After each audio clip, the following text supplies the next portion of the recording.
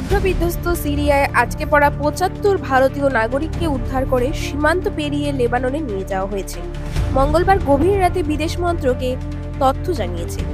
এই সমস্ত ভারতীয়দের লেবানন থেকে বিমানে ভারতে আনার ব্যবস্থা করা হচ্ছে। এই ভারতীয়দের মধ্যে যারা ত্রাণ পেয়েছেন ৪৪ জন জম্মু ও কাশ্মীরের বাসিন্দা, যারা সিরিয়ার সাইদা জায়নাব এলাকায় আটকা পড়েছিলেন।